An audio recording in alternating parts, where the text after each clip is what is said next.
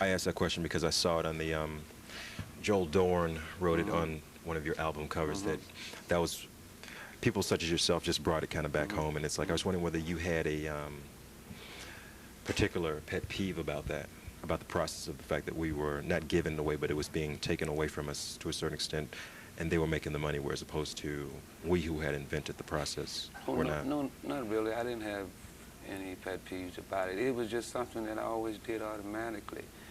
So it wasn't like I was knocking down doors to get the music played.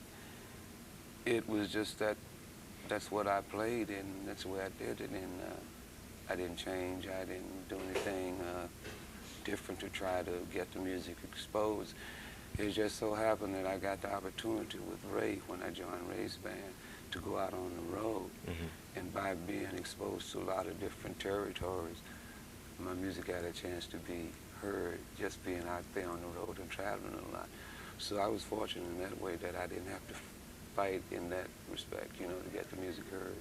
Because I always had an opportunity to play with Ray, because before he would come on and do his part of the show, we were always allowed like 45 minutes or an hour before he would come on. So we were exposed to audiences before he would even come to the bandstand. So we had that opportunity. So it was good for me. What wakes you up in the morning and says, what do you say you have to do in the morning, musically? I don't even think about it, you know, what do I have to do? No, because it seems like, I mean, you've been in the business for well over 40 years, am I correct? Yeah. So it's like, what is there left for you to say or do or prove? Well, you did say a couple of seconds ago that you don't have anything to prove, so... No, I don't think so. It's just, to me now, it's just the work. It's what I do, and I just try to do it as well as I can, and I don't know if I could, well, I can't change that. That's automatic, so I just try to play what I play the best I can. You know, it's not a problem. I pretty well know what I want to play and how I want it to be played, so it's not a problem with me. I don't even entertain the idea of not playing that way or try to do anything different. So it just comes natural now, you know. So I guess you could say school is out. You know. Are you respected, and are musicians respected in this country as they should be? Yes and no. I'm asked that question quite a bit. People say the audiences receive American musicians better in Europe and places like that. Well, it might seem that way, but see, I mean, we're from this country, American musicians, so we're sort of like part of the furniture, you know, in this country. You know, people see us all the time, you know. So, but you go to foreign countries, you know, European countries, to Japan, where the market is very good for jazz, and they only see us, you know, if we come over to do festivals or something like that, to do a club date, and then we're gone. You know, we're not in the country, you know, where they can walk down the street maybe and pass you and say hello, you know. So yes, they really appreciate you. You know, you like. I mean, just like we had to study Bach and Beethoven as musicians, they study Ellington. You know, you go over there, man, and they know your whole history. They tell me things about me that I didn't know myself probably. You know. So, but the music is universal. People understand music. I don't care where you are. You know, you don't even have to speak the language. They understand the music. So I find it very rewarding. You know. Either way, even here in this country, you know, there are people that still respect it, but some people say, oh, well, they don't respect us here. No, it's not really true. I think we're just a part of it, you know, and they take us for granted. So as opposed to being like spice over there, you're basically like the food over here, so on and so forth. So people, all right, interesting way to put it. You introduced singing into your composition on Cajun Sunrises. Hmm. What was that experience like, and what just brought you to the point where you say, I want to start putting little vocals on my tracks? Oh yeah, well, that goes back to the beginning of when I started. See, And why did you wait so long, by the way? well, I don't know why, but to be honest about it,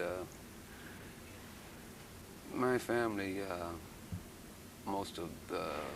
have 4 sisters and 3 brothers, and we were all involved in music somehow. I mean, religiously, you know. My father's Baptist deacon, superintendent, you know. They were all Baptists and all involved in spiritual music. My mother was the director of the senior choir, and that's when I was playing piano. I was playing for the choir in the church, you know. What was your age back then? But I was 9. 9 years Yeah, old. I was 9, yeah. And my brother's a bass player. He played with the Nashville and the Monterey Symphony Orchestras. He's a classical bass player. And my 4 sisters, they sing in the choir, you know, and I have a sister that plays piano and organ. In fact, she played with Reverend James Cleveland for about 3 years prior to his death, you know.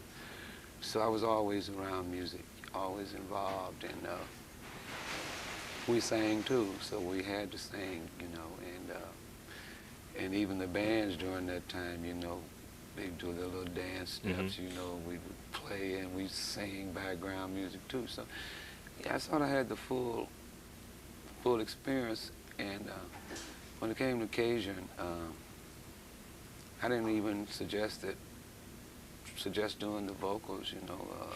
The producer just said, why don't you do, because at that time, George Benson had come up with his thing, right, and he was successful, so everybody was giving the vocal thing a shot. So I went for it, but not really to stick with it, you know. I don't sing much now, but it was just something I wanted to do, just basically to document it, you know, because singers was a great influence on my playing too. Billy Eckstine was a great experience, you know, inspiration to me. Billy Eckstine, Nat Cole, people like that, Sarah Vaughan, and yeah. You say you're playing almost as vocal. That's what and that's why I guess my approach to the horn is vocal, because yeah, singers inspire me a lot. What direction do you see jazz and blues taking in the future? Well, I tell you,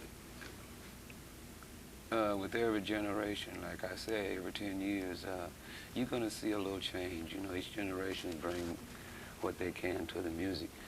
But I can't say what direction this business will go,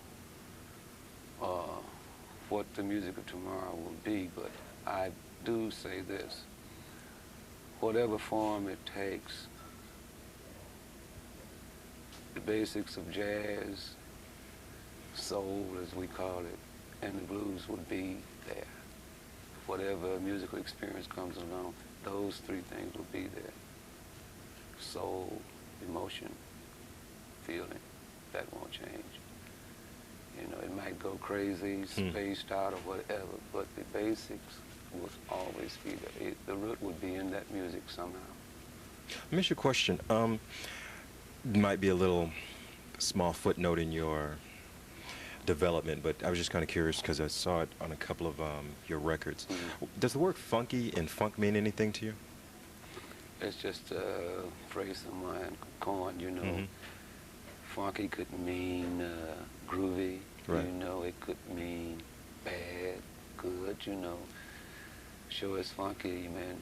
Show swings good, show feels good, right, you know. It's just a phrase. Not necessarily. It doesn't necessarily mean anything. No, I just saw it pop up in It's a Funky Thing to Do and Funky Pigeon on a couple of your records. I'm just wondering. It's just phrases that people use, you know. Okay. So, because sometimes you say, "Ooh, he sure is bad," meaning good. You know what I mean? So it's just phrases.